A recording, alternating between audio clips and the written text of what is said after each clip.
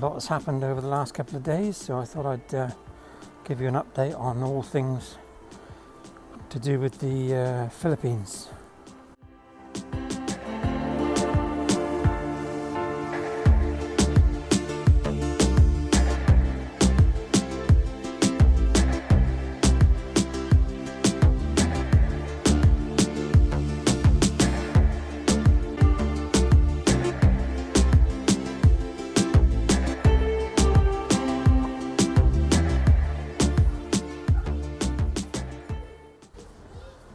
This is Wells City Centre, 1st of January 2022.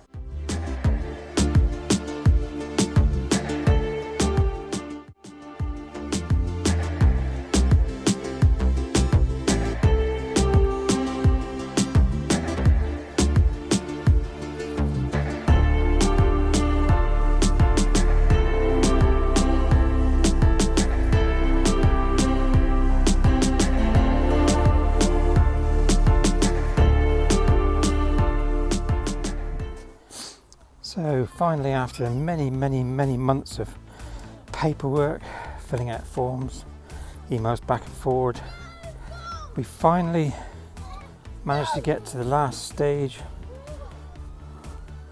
of applying for the visa.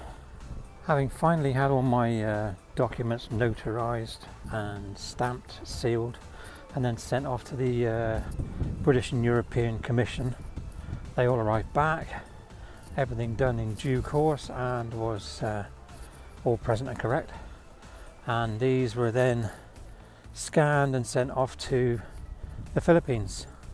We didn't have anything more to do as far as the logistical paperwork is concerned, as far as getting the EED issued, which is the exemption entry document which I need for the initial visa. So now to secure the EED, all I had to do is then pay all the monies through bank transfers to the authorities out there and the two banks concerned. So the appointment was duly set with my bank, and I proceeded up to there to hopefully make sure it was all done and done correctly. Anybody who's had any dealings with banks in terms of transferring money will know the difficulties involved, not only getting everything right in terms of amounts, bank accounts, transfer details, and making sure everything is correct, but when you add into the mix that all the money is being transferred has to be in US dollars, that makes it very interesting. And although we had everything laid out as it should be in terms of information, documentation and everything else, we had a problem. Basically putting in the mix the US dollars and transferring the money to the specific bank. They had admitted to tell me that we had to use an intermediary bank, a bank in the US. So after sitting with the lady in the bank and making various phone calls backwards and forwards to the Philippines, we managed to ascertain exactly what was required and what indeed had gone wrong. So a bit of an anxious moment, but 2 hours later I removed myself from the bank after thanking everybody for their help and their diligence, and proceeded to go home, get everything scanned and sent off. And as far as I was aware, and all the information that we had to hand, everything was then done, ready for all the paperwork to go before the PRA, that's the Philippine Retirement Association, and proceed with getting the EED issued. Or so we thought.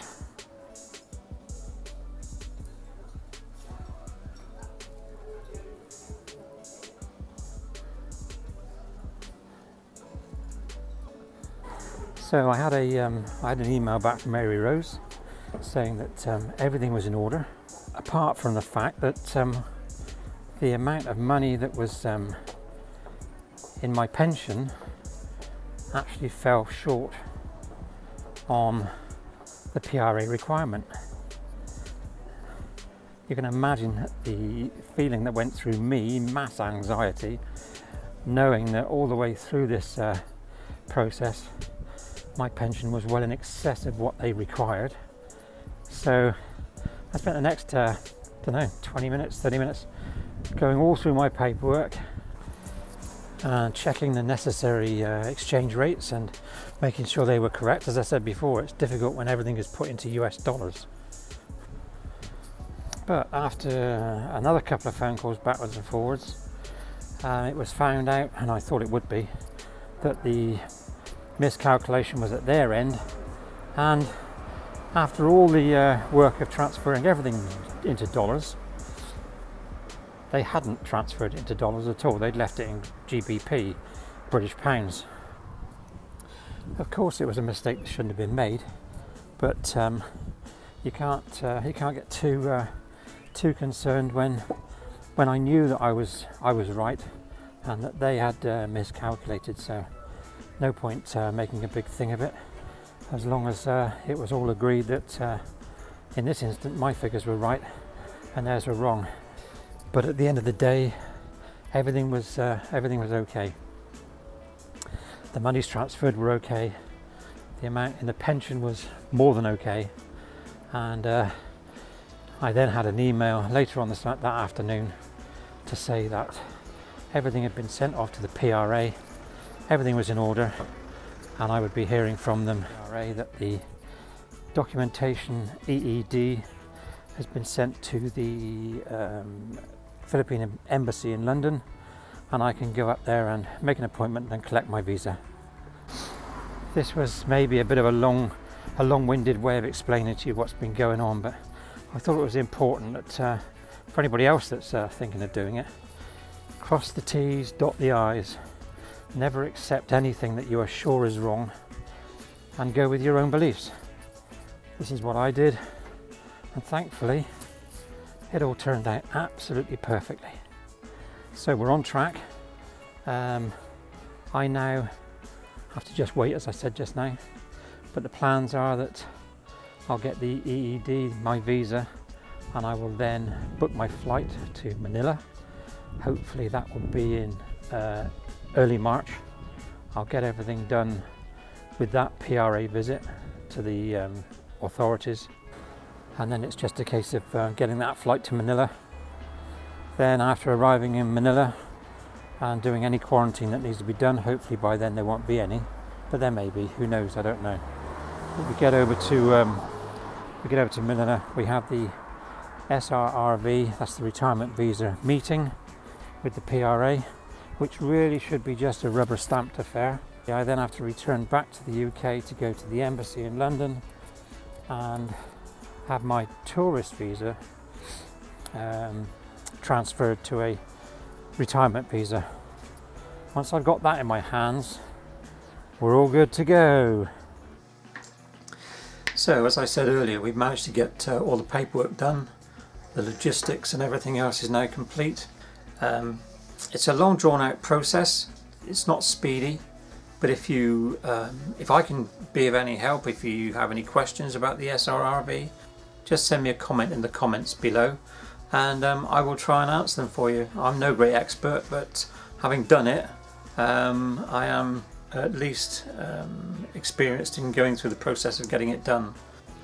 And then that's it. That's the whole process finished, start to finish. It's done, and we'll then be in a position to move to the Philippines. So as I say, if I can be of any help, great. If anything I've done is of any help or benefit to somebody, then I'm very pleased. But that's where we are at the moment. I'll see you next time. Stay safe, stay happy, keep smiling.